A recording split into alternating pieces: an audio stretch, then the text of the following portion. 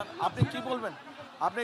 আপনি বলেন ওই যে মাইকটা নেন। হ্যাঁ, বলেন। যখন পেয়ারা গাছ ছিল কেয়ারফুল। আমি অনেক পেয়ারা চুরি করে খাইছি, আমাকে ক্ষমা করে দিবেন ভাইয়া। আচ্ছা, ওটা কোনো আমি বিষয় যখন না। ছোট ছিলাম, আমি এই জায়গার স্থানীয়, মিরপুরে আমার বাড়ি। আচ্ছা। আমি ভোটার। আচ্ছা। আমার এই জায়গার স্থানীয় ভাই। আচ্ছা। আমার ভাইয়াকেও চিনেন, পারভেজ পাটারি আমার ভাই, আপনার বন্ধু ছিল। এত বছর পর অনেক অপেক্ষা করছি আপনাদের জন্য, কিন্তু আমি কখনো ফেজ হইনি, ভালোবাসছি খালেদা জিয়া। এই ছাত্র অনেক কিছু করছে, আমাদের 20 ফিট জায়গা 178 নম্বরে অনেক জায়গা দখল করে নিয়ে গেছে, 78 নম্বরে অনেক জায়গা দখল করে নিয়ে গেছে।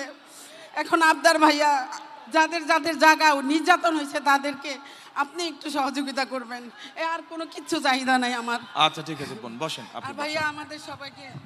আমাদেরকে আমরা যেন ভোট দিয়ে, হ্যাঁ। আমরা তো ভোট দিবই অবশ্যই, ধান ছাড়া তো আমরা কিছুই বুঝি না। আমরা ভোট দিব আমাদের এই 15-16 আসনের 17 আসনের সবাইকে, আমাদের 15-16 আসনের 17 আসনের সবাইকে আমাদেরকে একটু সুবিধা করে দিবেন, কারণ আমরা জনগণ অনেক ভুক্তভোগী। তাহলে না বাড়ির উঠানে জায়গা নেই? অল্প একটু। অল্প না? বাড়ির উঠানে জায়গা নেই? অল্প একটু। অল্প একটু জায়গা? 12 কাঠা ছিল জায়গা, 3 কাঠা নিয়ে আছে। ঠিক আছে, ওই পেয়ারা যেটা খাইছেন আমার গাছ থেকে নিয়ে আমাকে 2টা পেয়ারা দিয়ে যাবেন, ঠিক আছে? থেকে নিয়ে আমাকে 2টা পেয়ারা দিয়ে যাবেন, ঠিক আছে? গাছ লাগাবেন আপনি, গাছ লাগাবেন আপনি।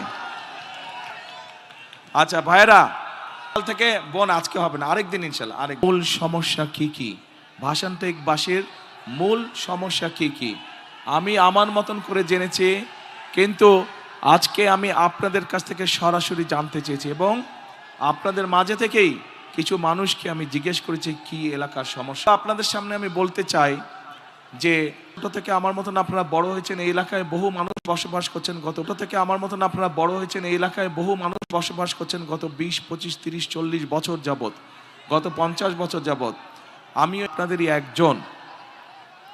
স্বাভাবিকভাবেই আজকে যখন আমি এই এলাকার প্রার্থী হয়েছি, আমি আপনাদেরকে এতটুকু বলতে পারি, ইনশাল্লাহ আপনাদের আল্লাহর রহমতে আগামী নির্বাচনে আমি জয়ী হলে এবং ধানের শীষ সরকার গঠনে সক্ষম হলে, আজকে এই যে কয়জন মানুষ আপনাদের সকলের পক্ষ থেকে এখানে উপস্থিত হাজার হাজার এই এলাকাবাসীর পক্ষ থেকে যেই সমস্যার কথা বলে গেছে, পুনর্বাসন সহ অন্য যেই সমস্যাগুলো বলে গেছে, কিন্তু পুনর্বাসন থেকে মূল সমস্যা বলেছে, ইনশাআল্লাহ থানা হিসেবে এইটুক ওয়াদা আপনাদের কাছে আমি করে গেলাম আজকে।